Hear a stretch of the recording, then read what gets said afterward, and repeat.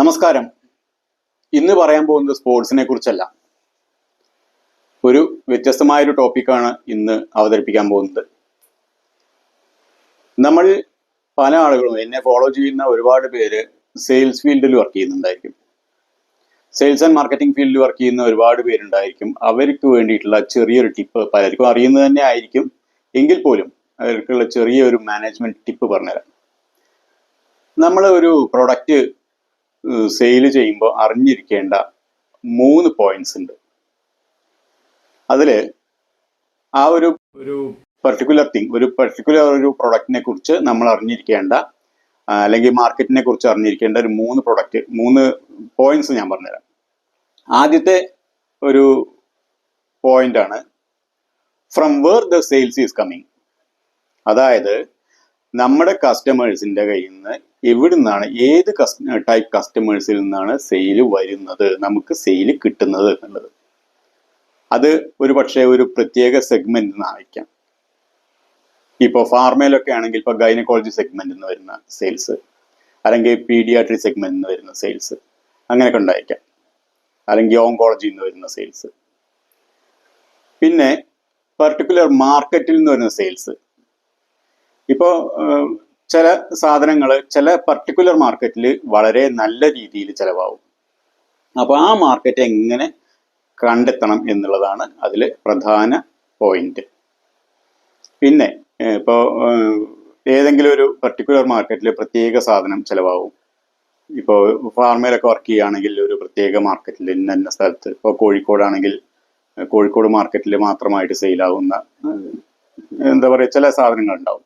അതല്ലെങ്കിൽ മലപ്പുറം മാർക്കറ്റിൽ, അതല്ലെങ്കിൽ തൃശ്ശൂർ മാർക്കറ്റിൽ എന്നൊക്കെ പറയുന്നത്.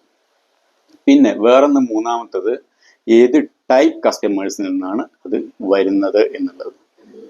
അതാണ് from where the sale is coming എന്ന് പറയുന്നത്. അത് കഴിഞ്ഞാൽ പിന്നെ രണ്ടാമത് നമ്മൾ മനസ്സിലാക്കേണ്ടത് how the sale is coming എന്നുള്ളതാണ്. അതായത് ഒരു പ്രത്യേക സെയിൽ, ഒരു പ്രത്യേക ബ്രാൻഡിന്റെയോ അല്ലെങ്കിൽ ഒരു പ്രത്യേക ഒരു ബാസ്ക്കറ്റ് ഓഫ് ബ്രാൻഡ്സിന്റെയോ ഒരു സെയിൽ എങ്ങനെയാണ് വരുന്നത് എന്നുള്ളത്. അത് ചിലപ്പോൾ USP വഴിയാവും, യുണീക്ക് സെല്ലിംഗ് പോയിന്റ്സ്. നമ്മുടെ കോമ്പറ്റീറ്റർക്കൊന്നും ഇല്ലാത്ത ചില സെല്ലിംഗ് പോയിന്റ്സ്, യുണീക്ക് ആയിട്ടുള്ള പ്രോഡക്റ്റ് ആണെങ്കിൽ ആ സെയിൽ അങ്ങനെ വരുന്ന ചില മാർക്കറ്റുകളുണ്ട്. അത് മനസ്സിലാക്കുക. അതല്ലെങ്കിൽ അഡ്വർടൈസ്മെന്റ് ത്രൂ വരുന്ന സെയിലായിരിക്കാം. ഒരു പക്ഷേ നമുക്ക് വിവിധ മീഡിയകളിലെ അഡ്വർടൈസ്മെന്റ് കൊടുക്കുന്നത് കണ്ടിട്ട് ആളുകൾ വന്ന് വാങ്ങുന്ന ഒരു സെയിൽ, ഒരു പർട്ടിക്കുലർ ബ്രാൻഡിന്റെ. ഇപ്പൊ നമ്മളൊരു എന്താ പറയുക, ഒരു ഹൗസ് ഹോൾഡ് സാധനം, എന്തെങ്കിലും സാധനം വാങ്ങുകയാണെന്ന് വിചാരിക്കാം. അപ്പൊ അതിന് എങ്ങനെയാണ് അഡ്വർടൈസ്മെന്റ് കൊടുത്തിട്ട്, ഇപ്പൊ റൈസ് ആണെങ്കിൽ അതിന്, അതല്ല വേറെ എന്തെങ്കിലും സാധനങ്ങൾ, ഇപ്പോൾ വാഷിംഗ് പൗഡർ ആണെങ്കിൽ അതിനൊക്കെ സെയിൽ വരുന്നത് ചിലപ്പോൾ അഡ്വർടൈസ്മെന്റ് ത്രൂ ആയിരിക്കാം. അതേസമയം തീരെ അഡ്വർടൈസ്മെന്റ് അല്ലാത്ത സാധനങ്ങളുണ്ട്. അത് ത്രൂ റെപ്രസെന്റേറ്റീവ്, അതല്ലെങ്കിൽ സെയിൽസ്മാൻ, അതല്ലെങ്കിൽ എക്സിക്യൂട്ടീവ്, അവരുടെ കഴിവ് കൊണ്ട് വരുന്ന സെയിലുകൾ ഉണ്ടായിരിക്കാം. അതല്ലെങ്കിൽ മൗത്ത് പബ്ലിസിറ്റി കൊണ്ടുവരുന്ന വേറെ സെയിലുകൾ ഉണ്ടായിരിക്കാം. അതുമല്ലെങ്കിൽ സ്പെഷ്യൽ പ്രൊമോഷണൽ ഓഫേഴ്സ് കൊടുത്ത് നമ്മൾ വരുത്തുന്ന ചില സെയിലുകൾ ഉണ്ടായിരിക്കാം. കോമ്പറ്റീറ്റർ ആക്ടിവിറ്റി നോക്കി മാർക്കറ്റ് സ്റ്റഡി ചെയ്ത് നമ്മൾ വരുത്തുന്ന, സ്പെഷ്യൽ പ്രൊമോഷൻ കൊടുത്ത് വരുത്തുന്ന ചില സെയിലുകൾ ഉണ്ടായിരിക്കാം. ഇതാണ് how the sale is coming. ഇനി അത് കഴിഞ്ഞാൽ നമുക്ക് മൂന്നാമതൊരു സ്റ്റേജും കൂടിയുണ്ട്, how long the sale will come. ഈ സെയില് എത്ര കാലം വരും എന്നുള്ളതാണ് അതിൽ ഇമ്പോർട്ടൻ്റ് ആയിട്ടുള്ളത്. അതായത് നമ്മൾ കണ്ടുപിടിച്ചു എവിടെ നിന്നാണ് സെയിൽ വരുന്നത്, അതെങ്ങനെയാണ് വരുന്നത്, ഇനി അത് എത്ര കാലം വരും. അപ്പോൾ ഇനി എത്ര കാലം വരും എന്ന് പ്ലാൻ ചെയ്ത് കഴിഞ്ഞാൽ നമുക്ക് അടുത്ത സ്ട്രാറ്റജി പ്ലാൻ ചെയ്യാൻ പറ്റുള്ളൂ.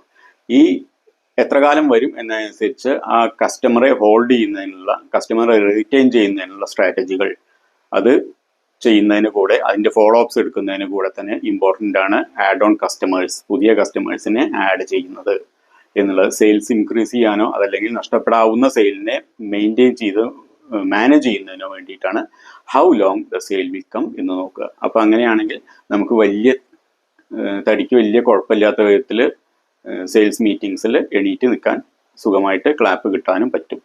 സോ വളരെ രസകരമായ ഒരുപാട് മാനേജ്മെന്റ് ടിപ്സ് ഉണ്ട്. അപ്പോൾ അതുമായിട്ട് വീണ്ടും വരാം, അടുത്ത തവണ വീണ്ടും വരാം. Thank you.